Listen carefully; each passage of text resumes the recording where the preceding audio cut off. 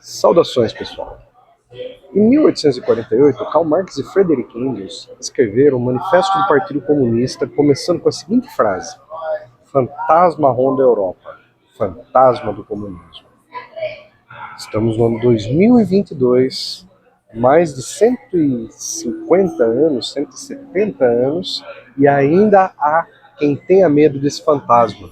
Não só que tenha medo desse fantasma, como acredite que ele seja real e acredite que ele representa algum tipo de ameaça para você que tem a sua casa financiada, que tem o seu carro financiado e que tem uma bicicleta que morre de medo de que os comunistas vão tomar dela. Mas se fosse só esse problema, tudo bem. Mas hoje nós temos, em pleno processo eleitoral, gente dizendo que o comunismo ameaça você. Então sim, o comunismo existe enquanto fantasma. Mas enquanto você fica com medo do fantasma do comunismo, você não se preocupa com o inimigo principal, que é o vampiro do capitalismo. Vem aqui que nós vamos explicar para vocês tudo isso passo a passo. Vamos entender o que realmente vai tomar a sua casa e tomar o seu carro, e aí nunca mais você acreditará em político falastrão que vende o mesmo problema junto com a suposta solução. Bom, vamos começar do começo. O que é o comunismo? O comunismo é uma doutrina política na qual você propõe a superar as contradições de classe, superar a luta de classes como o motor da história, aquilo que levou a todas as revoluções que fizeram com que a humanidade mudasse seu sistema político, no sentido de garantir com que haja uma sociedade sem exploradores nem explorados. Se você concorda com isso, se você acredita que isso é utopia, pouco importa. O que importa é a gente entender o que realmente ele propõe. E o que ele propõe é que para se chegar nessa sociedade sem classes, sem explorador, nem explorado, com cada qual segundo sua capacidade, então, para se chegar nisso, é necessário uma etapa transitória. E essa ideia de uma etapa transitória levou o nome de socialismo. Portanto, você tem um caminho. Se hoje o mundo vive um sistema econômico chamado capitalismo, para que você chegue num regime socialista, você precisa passar por um processo de transição, sendo que o socialismo é uma transição para um outro processo chamado comunismo. Tá difícil de entender? Vamos facilitar. Imagina o seguinte: uma tribo indígena, ela não tem divisões de classes. Todos ali pertencem à mesma classe social, inclusive o cacique e o pajé. O pajé é um líder religioso, mas ele não tem propriedades privadas do meio de produção. A propriedade do meio de produção é coletiva, ou seja, as bananas, as caças, os animais que possam eventualmente ser colocados ali como rebanho, ou as plantações e tudo mais que os indígenas usem para se alimentar, pertence à tribo, pertence à aldeia. Portanto, isso é uma sociedade coletiva, aquilo que o Marx chamaria de comunismo primitivo. Então, esse comunismo primitivo, ele funciona em que tipo de situação? Ele funciona para tribos, ele funciona para comunidades hippies, ele funciona para sociedades de baixa complexidade. Só que Marx nunca propôs retornar a isso. O que ele sempre falou foi que era necessário se construir uma sociedade comunista se considerando todo o avanço tecnológico e civilizacional que teve, inclusive com o capitalismo. Sim, o próprio Marx é um elogioso do capitalismo, porque ele olha para a história como um todo. Quando ele olha para o feudalismo, para a escravidão, ele reconhece o papel histórico que o capitalismo cumpriu para a evolução da humanidade. Então, na verdade, se a gente for levar ao pé da letra aquilo que Marx está dizendo, ele não é uma negação do capitalismo, mas uma superação do capitalismo. Ou seja, é algo que incluirá tudo aquilo que o capitalismo trouxe de inovador do ponto de vista do progresso humano, só que fazer uma sociedade em que não hajam esses explorados. Então, como que funciona um pouco isso? Vamos entender. O capitalismo, ele vem como um processo histórico. Então a humanidade, ela teve sociedades sem classes, que é essas que eu falei para vocês, as sociedades comunistas primitivas. A partir do momento que uma tribo capturou a outra tribo e escravizou a outra tribo, nós já temos um sistema escravista. Esse sistema escravista, por exemplo, foi a base do Império Romano. Nós tivemos outros sistemas, como por exemplo o Antigo Egito, em que você não tinha escravidão enquanto relação social de produção hegemônica, mas o que você tinha era uma exploração da terra a partir do Estado, que contratava os trabalhadores pagavam a corvéia, pagavam impostos e ao mesmo tempo tinham acesso a bens que não eram produzidos ali na fazenda deles. Mas o regime do Antigo Egito tem um outro tipo de exploração que não é a escravocrata. Da mesma forma que a gente tem na Europa o chamado feudalismo. O que é o feudalismo? A pessoa ela é vinculada à terra, ela não é propriedade do senhor feudal, como, por exemplo, seria no regime escravocrata, mas ela é vinculada àquela terra, àquele feudo, e ela não pode simplesmente sair de lá. Ela nasceu camponesa, ela vai viver camponesa o resto da vida. Então, o capitalismo ele rompe essas correntes. O capitalismo ele dá um salto qualitativo na história da humanidade porque ele traz o chamado trabalho livre. Só que o trabalho livre não é essa maravilha que todo mundo fala. Para você ser livre no capitalismo depende do que você tem de dinheiro, do que você tem de posse e principalmente do que você tem enquanto propriedade privada dos meios de produção. O que são meios de produção? É tudo aquilo que gera riqueza. O que vai gerar riqueza? Desde o carrinho de pipoca do pipoqueiro até a fábrica, até essas big techs da informática, tudo isso gera riqueza, tudo isso agrega valor, tudo isso, se você colocar na balança, são os chamados meios de produção do modo de produção capitalista. Então, vamos dar aqui um exemplo. Um funcionário do Google, da Facebook, da Apple, ele pode trabalhar numa situação ali que ele seja uma pessoa importante ali na hierarquia. Mas ele não é dono desses meios de produção, logo ele é tão proletário quanto aquele rapaz que coleta o lixo na frente da sua casa, como aquela senhora que trabalha de gari. Ela não tem a propriedade privada dos meios de produção. Então, o socialismo seria a socialização desses meios de produção. Seria esses meios de produção passarem a ser propriedade estatal com o Estado sob controle dos trabalhadores. Isso seria socialismo. No comunismo, seria um pouco além disso, porque você não teria essa diferença entre burguês e proletário, entre patrão e empregado. Você teria fábricas, você teria empresas geridas coletivamente e os próprios trabalhadores elegeriam seus representantes. Então é uma outra concepção que nunca existiu na história da humanidade. Então nem a União Soviética, nem Cuba, nem a China, nem a Coreia do Norte foram comunistas e nem se reivindicam enquanto tal. Aliás, quando a gente fala de comunismo, nós só temos o que dizer enquanto um movimento político, não enquanto um sistema econômico. A gente não tem casos disso. Nós temos sim casos de socialismo. E aí é outra coisa, e cada um deles nós precisamos entender do ponto de vista da sua experiência histórica. Sem fazer matizes ideológicas, nós não vamos compreender como que essas sociedades se organizam, quais são os seus problemas, quais são as suas contradições. Quando se fala do capitalismo funcionar, se olha muito para o lado do comércio, se olha muito para o lado da chamada circulação das mercadorias, mas não se olha, por exemplo, a situação da produção.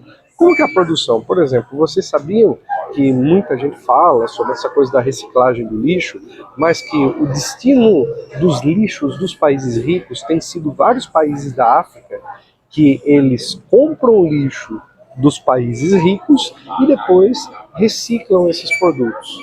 E as pessoas vivem nas condições mais precárias no meio desse lixo. Esse é um exemplo. Um outro exemplo que a gente pode dar é a questão de países como Haiti, como a Libéria, como os países africanos como um todo.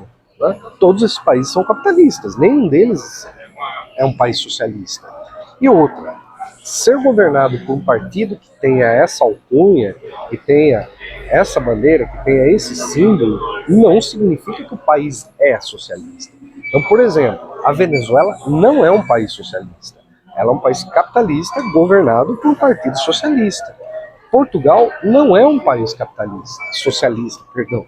Portugal é governado por um partido chamado Partido Socialista, numa coalizão até mais ampla. E se vocês querem ir mais a fundo, a China acabou de terminar o Congresso, o 20º Congresso do Partido Comunista da China. A China sequer se considera um país socialista, quem dirá comunista.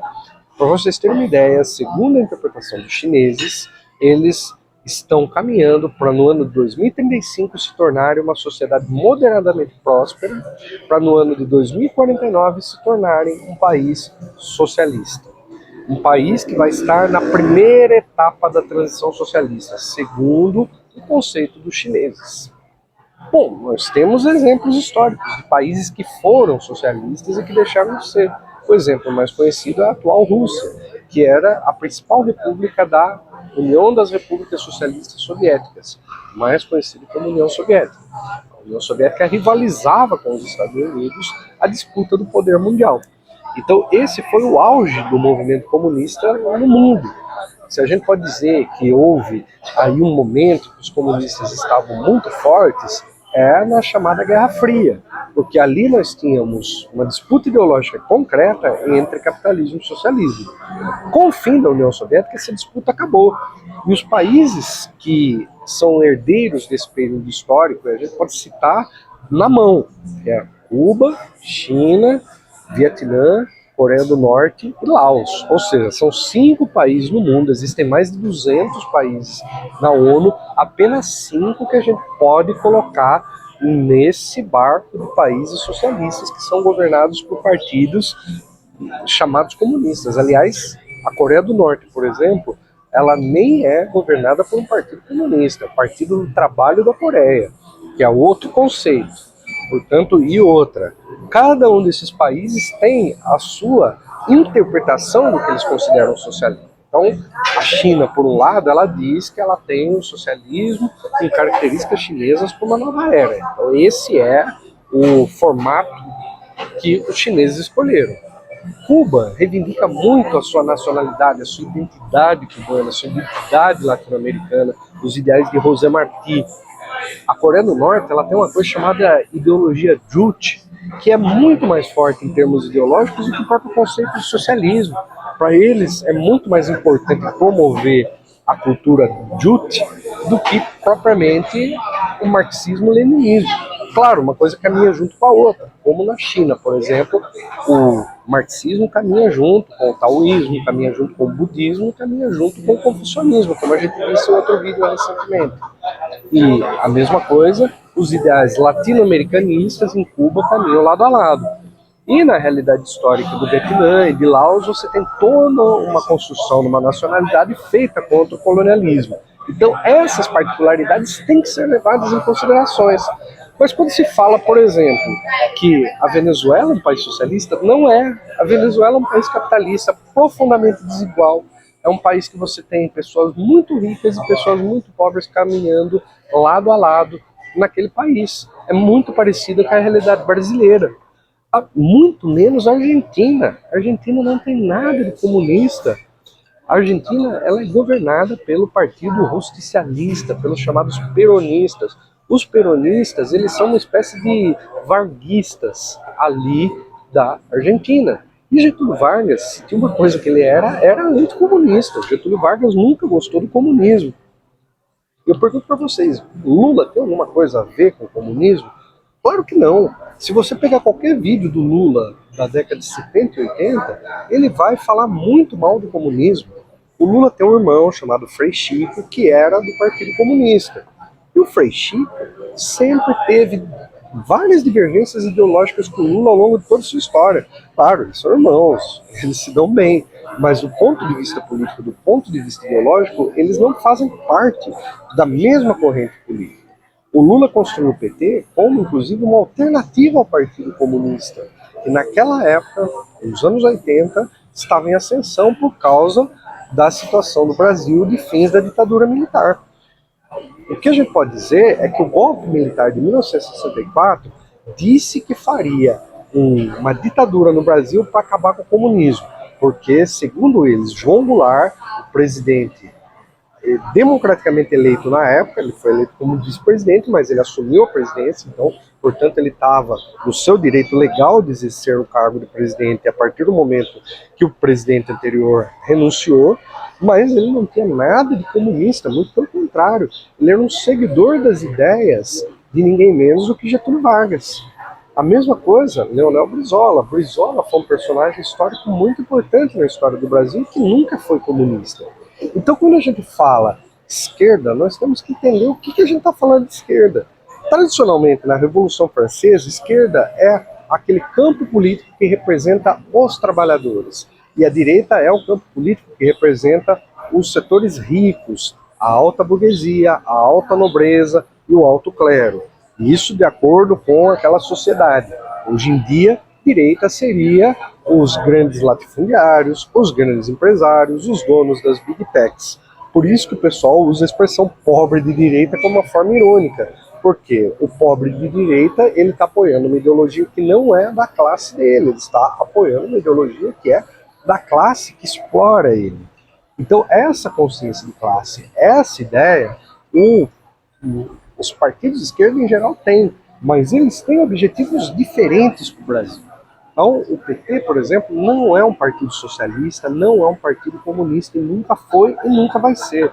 O PT é uma frente de tendências, nas quais você tem, por exemplo, católicos da teologia da libertação, você tem pessoas que lutaram contra a ditadura, mas que não queriam se vincular ao Partido Comunista, você tem pessoas que eram simples líderes sindicais como Lula e que não conseguiam concordar com a estrutura mais radical de transformação da sociedade.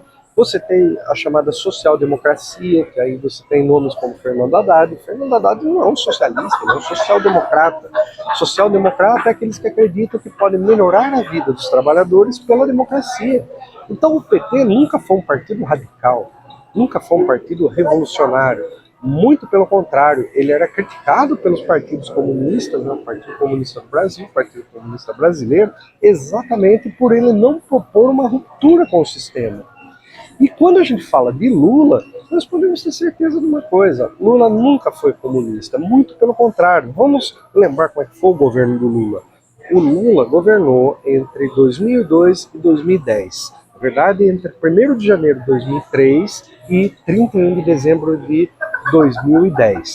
Então, nesse período, Lula colocou como responsável pela política macroeconômica o banqueiro Henrique Meirelles. Lula sempre bate no peito e diz: nunca na história do Brasil os banqueiros ganharam tanto dinheiro. Claro, ele ressalta isso como um detalhe, porque ele também diz que os trabalhadores tiveram valorização real do salário mínimo, ele diz que houve uma melhora na economia do país, e tudo isso que ele diz é baseado em dados reais, tanto que ele entregou o mandato com 85% de aprovação. Na maior crise do capitalismo desde 1929, que aconteceu no ano de 2008, o Brasil foi um dos países que menos sofreu da crise, foi o último a entrar e o primeiro a sair. Tanto que no ano de 2010, o Lula entregou o governo com o PIB do Brasil crescendo 7,5%, um índice altíssimo comparado com tudo que aconteceu no mundo naquela época. E quando se fala que, olha, os comunistas vão ameaçar porque Lula vai implantar o comunismo, não, pessoal, Lula nunca foi comunista, Lula nem sabe direito o que é marxismo, Lula não estudou Marx, Lula não se interessa por esse assunto, porque Lula sempre foi um social-democrata, sempre foi um reformista, sempre foi um moderado nas suas posições. Aliás, ele é criticado exatamente pela esquerda por ele ser muito moderado, muito conciliador e propor muito diálogo. Então, portanto, o Lula, ele representa aquele setor mais moderado, que compõe, tanto que o vice do Lula é ninguém menos do que Geraldo Alckmin. Geraldo Alckmin é um cara que sempre foi da centro-direita, da chamada direita democrática. Alckmin botou os professores para bater nos estudantes e nos professores.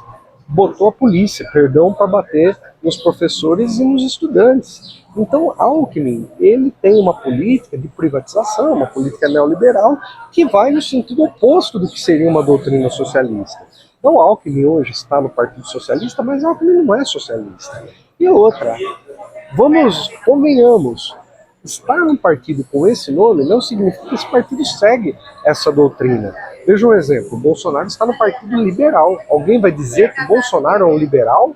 Não, ele é um conservador, ele é um reacionário. Ele é um defensor da ditadura, ele é um defensor da tortura, e tudo isso é o oposto do que prega o liberalismo político e até o liberalismo econômico.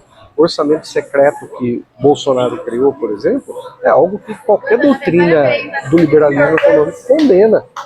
Então, portanto, nós precisamos entender esse contexto político brasileiro para a gente não falar bobagem, para a gente não cair em conversa de candidato que vem criar terror em época da eleição.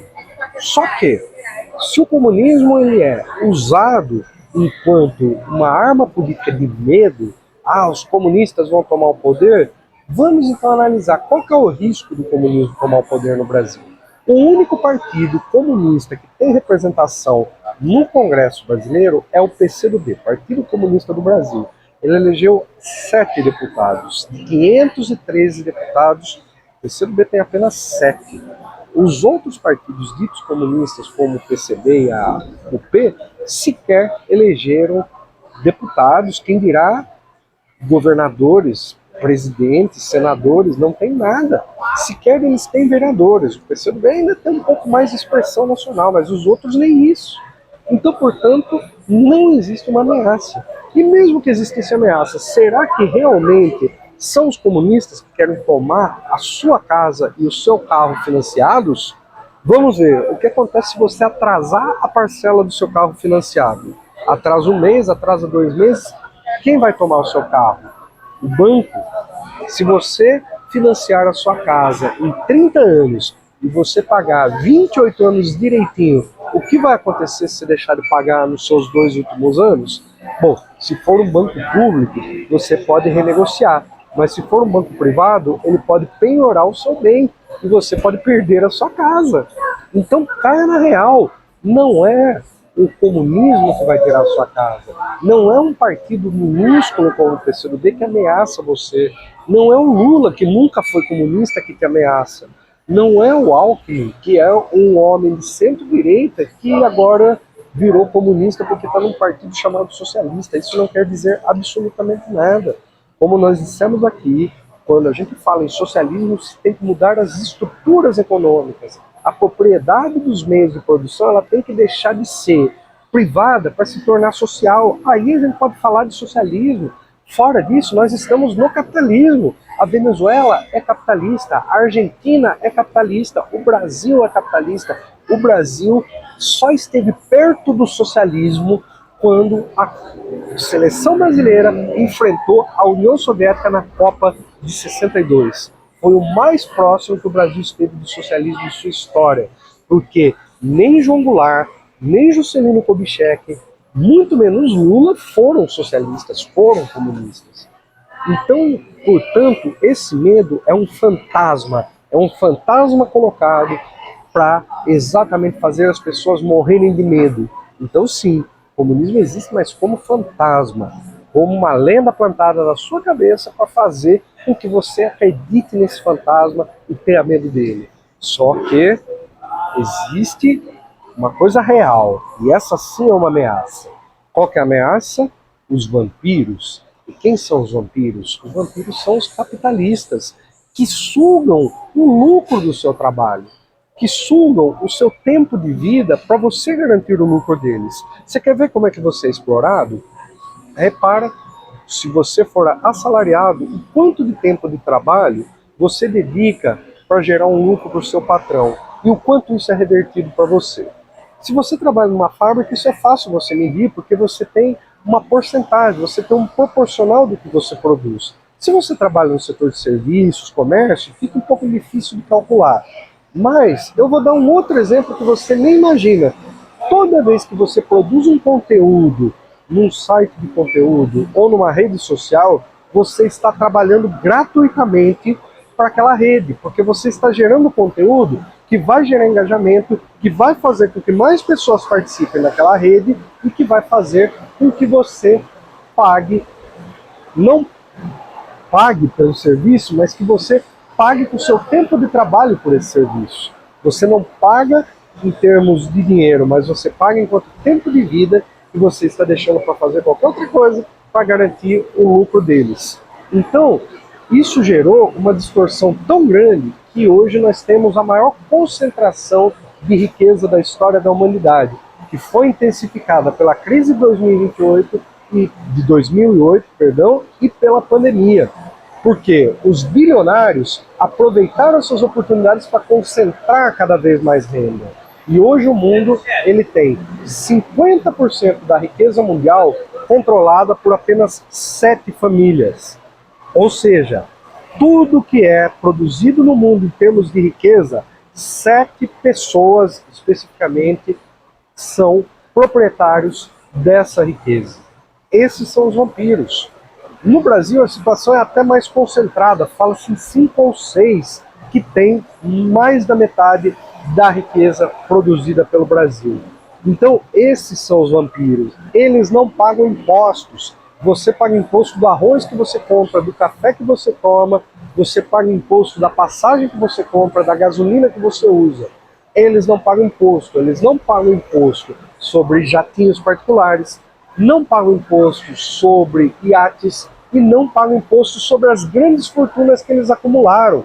Então, quando se fala em taxar grandes fortunas, ninguém está querendo taxar aquele milzinho que você guardou, aquele 10 milzinho, ou até aquele 100 milzinho.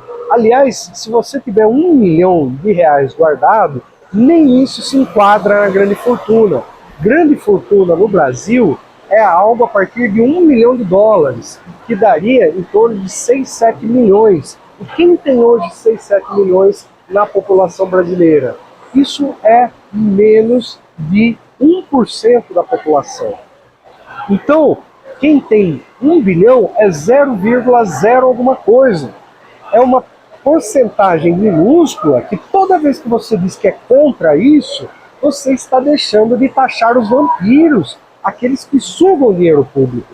E eles podem dizer, ah, mas um bilionário é bom porque ele gera muito emprego. Não, ele não gera emprego.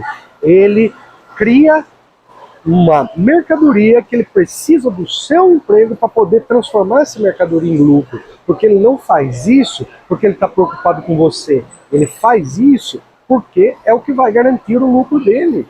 Então, se quer saber, o comunismo é um fantasma, mas os bilionários são os vampiros. E eles são reais. E eles realmente fazem com que você acredite que a ameaça está naquilo que não é real. Então, se você tem medo do comunismo, se você tem medo de perder a sua casa, se você tem medo de perder o seu carro, fica tranquilo, que quem vai fazer isso, se fizer, vai ser o capitalismo. E vai fazer exatamente porque você não pagou, porque no capitalismo é assim, quem paga, tem, quem não paga, não tem. E para você pagar, você tem que lucrar, e para você lucrar, você tem que explorar. E você, que é trabalhador, que recebe salário, ou que depende de fazer bico para fechar a conta no fim do mês, você não é empreendedor. Empreendedor é o velho da van, que destrói sítios arqueológicos no Brasil para construir aquelas lojas feias de mau gosto que não tem nada que presta e colocar em cima uma estátua da liberdade. Esse é um exemplo de vampiro que se veste de verde e amarelo para fazer o papel de palhaço. Muito diferente de antigamente, que o Brasil teve empresários respeitados, o Brasil teve empresários que eram sérios. Então, num país socialista, você tem empresários. E aí eu pergunto para você, um chinês, ele é contra o Estado chinês que abre o mercado para ele mundo afora? Claro que não. Então, se o Brasil algum dia abrir essa possibilidade de favorecer os seus trabalhadores, os seus empresários, não significa que o Brasil virou socialista. Significa que o Brasil caiu a ficha de que realmente está jogando a regra do jogo, que é a verdade. E a regra do jogo, que é a verdade, é que o comunismo nunca ameaçou o Brasil de fato. e sequer ameaçou um pobre. Ele ameaça sim os vampiros, mas quando ele tem força, porque hoje o comunismo é simplesmente um desejo de poucas pessoas. Talvez um dia ele volte a ter força, mas hoje não tem. Essa é a realidade objetiva. Portanto, se você tem dúvida, pode votar no Lula tranquilo. Você vai ter a valorização do salário mínimo, que é uma coisa que realmente vai mudar a sua vida. Você vai ter a garantia de emprego e você vai ter aquilo que a gente já viveu, que é o Brasil em condições melhores e respeitado internacionalmente, com todo mundo tendo o direito de comprar a sua picanha e viver melhor. Isso não é comunismo, isso não é socialismo, isso é simplesmente dignidade. E é o que nesse momento está em discussão, é viver comendo bem ou estar na fila de osso para comer resto da comida de rico que está lucrando com essa crise, inclusive com a pandemia. Então é isso, pessoal. Esse vídeo aqui é a minha contribuição para as eleições de 2022. Eu sou Lula e vou votar em defesa da soberania nacional e do desenvolvimento do Brasil. É isso que realmente o Brasil precisa nesse processo que estamos vivendo. Até a próxima e sigamos em frente.